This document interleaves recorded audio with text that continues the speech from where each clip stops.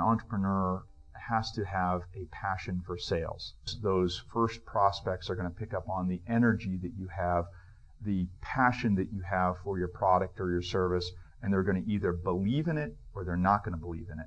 And especially in an earlier stage where there's a lot of risk involved in the sales transaction, they need to believe in you as the chief salesperson in terms of that purchase decision. So again, sales is absolutely paramount, and you have to really, truly appreciate the function and appreciate what it means to the company at that stage. The second dimension that I always point to is that of risk tolerance and the ability to make good decisions under duress that have very large implications when you're a small company.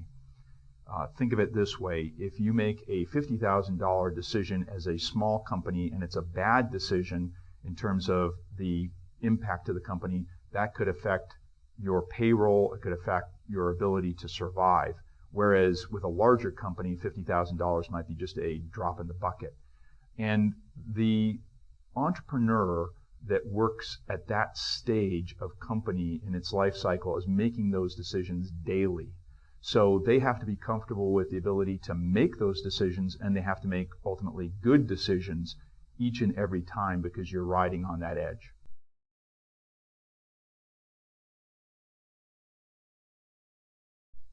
I view myself as the chief talent officer for the company, and the real responsibility there is to ensure that I'm surrounded by people that are much more talented than myself at every single level. And Joel Daly, our COO and my business partner, and I literally look at the management level of our company each several months and determine how we can add responsibility to those folks so that we're constantly forcing them up a learning curve, constantly having them gain the skills they need for the next step in their career. In fact, we would go as so far as to say that our ultimate goal is to create 50 CEOs and COOs like ourselves over the course of our career. We want those people to be so successful that they go out and manage their own companies once they're done with their experience at hosting.com. We subscribe to a philosophy that's called top grading. The essence of that methodology is that we ask people to really get detailed about their career, every step that they took in their career, why they made those steps, the responsibilities that they were given, how they would grade their own performance, how their supervisor would look at their performance, and try to essentially build a holistic picture as to how that person increased the scope of their responsibilities over the course of time in their career.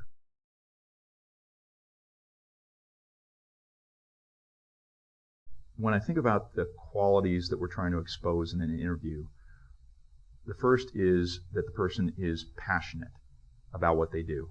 The second would be showing the degree of intellect they have on the expertise that they're going to be taking on.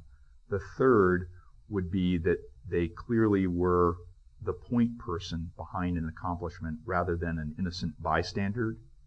And the fourth would be that they essentially are team-oriented, that they truly do believe that accomplishments happen as a result of a team.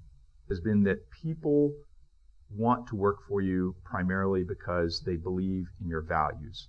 They want to work with a team that they can trust and that they believe is engaged in a mission that they believe in. And that mission, one way or another, always revolves around values. So we have had the same value statement for the last 3 companies. So the values, I truly believe, transcend the business model.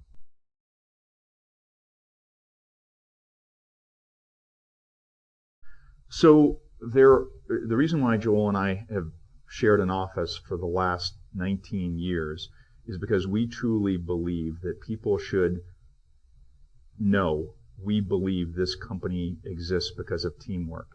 And so I am functionally in charge, or spend most of my time focused on sales, marketing, and finances. Joel spends most of his time focused on operations and engineering. And we visibly show people every single day that it is important that all these functions work together very closely.